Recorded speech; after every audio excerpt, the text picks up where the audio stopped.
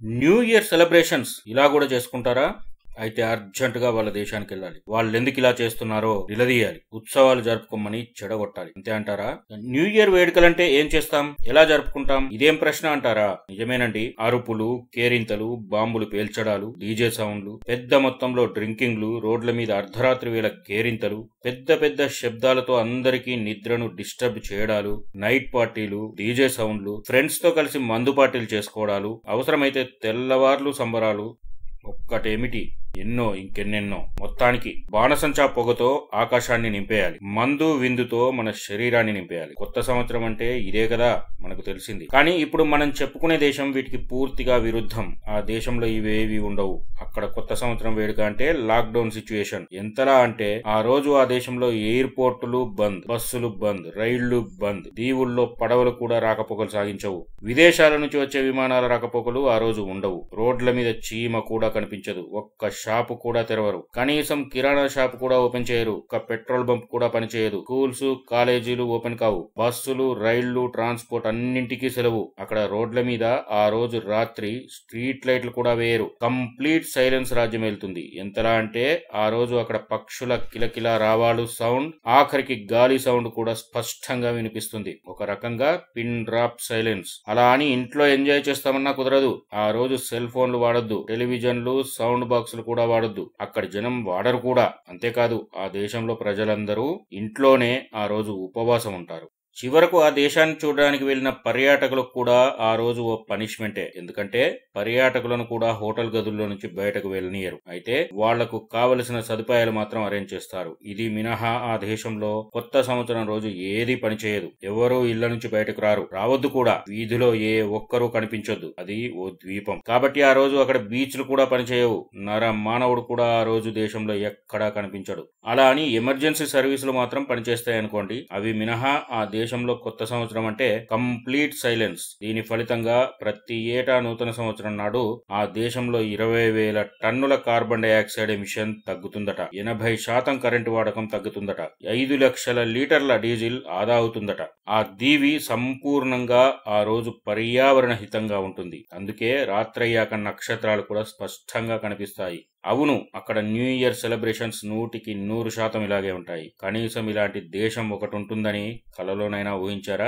ఈ సిచ్యువేషన్ కు వాళ్ళు చెప్పే కారణం ఒకటే, సెల్ఫ్ ప్యూరిఫికేషన్. దీన్నే అక్కడ నేపీ అంటారు. అయితే అక్కడ ఏ మతం వాళ్ళు ఉంటారో చెబితే మీకు కాళ్ళు చేతులు ఆడవు. నిజమండి, నిజంగా నిజం. అది ఏ దేశమో తెలుసా?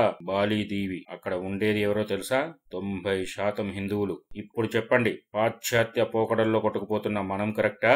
ఏడాదికి ఒక్కసారైనా సెల్ఫ్ ప్యూరిఫికేషన్ చేసుకుంటున్న బాలి దీవిలోని హిందువులు కరెక్టా? మనం మాత్రమే ఆ మతానికి ప్రతినిధులమని విర్రవీగే మనకు ఇదో పాఠం కాదంటారా? అందుకే బాలి దీవిని గాడ్ ఆఫ్ ఐలాండ్ అంటారు. అక్కడ నూతన సంవత్సర వేడుకలన్నింటికన్నా పవిత్రం.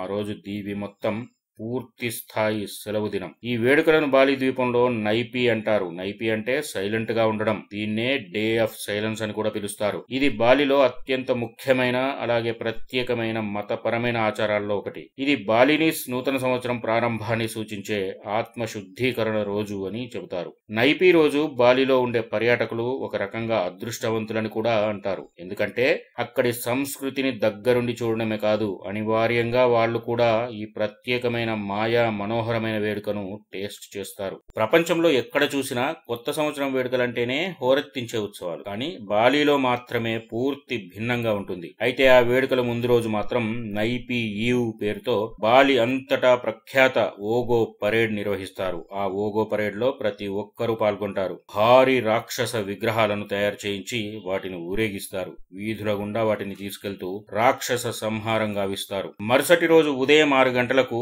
అసలు పండుగ మొదలవుతుంది. బాలిదీవిలో ఇలాంటి నిశ్శబ్దం సరిగ్గా 24 గంటల పాటు విధిగా ఉంటుంది. ఉదయం 6 గంటలకు మొదలయ్యే ఈ నిశ్శబ్ద వేడుకలు మరుసటి రోజు ఉదయం 6 గంటల వరకు కొనసాగుతాయి. ఆ ద్వీపంలో ఆ రోజు ఉండే ప్రతి ఒక్కరూ పర్యాటకులతో సహా ఇంట్లో, హోటల్ గదుల్లోనే ఉండాలి. లైట్లు ఆఫ్ చేయాలి. పూర్తి నిశ్శబ్దంగా ఉండాలి. బాహ్య ప్రపంచంతో సంబంధాలన్నీ తెంచుకోవాలి. నైపీ వేడుకల రోజు బాలిలో 24 గంటల పాటు ఇవి తప్పనిసరిగా పాటించాలి. ఒక రకంగా బాలిలో నూతన సంవత్సరం నాడు ఇంట్లో ఇంట్లోంచి బయటకు రావడం నిషేధం. ఇంట్లో కూడా ఏ విధమైన శబ్దం చేయకుండా ఉండాలి. అమతి గెని అంటే కరెంటుతో సహా నిప్పు లేదా వెలుతురు కూడా ఉండొద్దు. అమతి కార్య ఏ విధమైన పని లేదా వ్యాపారం చేయొద్దు. అమతి లెలుంగనన్ ప్రయాణం పూర్తిగా నిషేధం ఆ రోజు. అమతి లెలాంగువాన్ సందడి సంబరాలు కూడా ఆ రోజు ఎక్కడా కనిపించొద్దు. కనీసం ఇంట్లో ఎవరికి వాళ్ళు కూడా సంబరాలు చేసుకోవద్దు. బాలి దీవిలో సంప్రదాయం ప్రకారమే కొత్త సంవత్సరం వేడుకలు జరుగుతున్నాయా లేదంటే ఏమైనా ఆటంకాలు చోటు చేసుకుంటున్నాయా,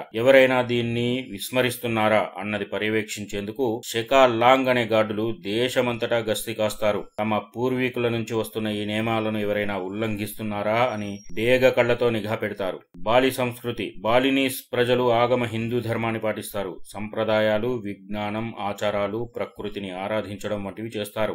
అతి చిన్న దీవి బాలి దీవిలో 20,000కు పైగా హిందూ ఆలయాలున్నాయి. భూభాగంతో పాటు సముద్రంలోనూ పలు ఆలయాలున్నాయి. బాలి ప్రజలకు భక్తి ప్రపత్తులు ఎక్కువ. బాలి ఇండోనేషియాలోని ఒక ద్వీపం. మొత్తం 23 కోట్ల మంది ముస్లింలు ఇండోనేషియాలో నివసిస్తున్నారు. కానీ బాలి ద్వీపంలో మాత్రం 80% హిందువులే ఉండడం అక్కడ ప్రత్యేకం. దీన్ని దేవతల నివాసంగా కూడా పిలుస్తారు. అంత ప్రశాంతంగా మనోహరంగా ఉంటుంది. తమను ప్రశాంతంగా ఉండేట్టు చేయమని, ఎలాంటి ఆపదలు రాకుండా కాపాడాలని కోరుతూ ప్రతి ఇంటా పూజలు నిత్యం జరుగుతూనే ఉంటాయి. ఆ మంత్రోచ్చారణ అంతటా వినిపిస్తూ ఉంటుంది. ప్రతి దేవాలయంలోనూ సాయంత్రాలు పూజలు, మంత్రాల పఠనంతో ఆధ్యాత్మిక వాతావరణం అందరినీ కట్టేస్తుంది. భజనల్లో అక్కడక్కడ సంస్కృత పదాలు కూడా వినిపిస్తుంటాయి. బాలి ప్రజల్లో మతం, ఆధ్యాత్మిక చింతన ఎక్కువ.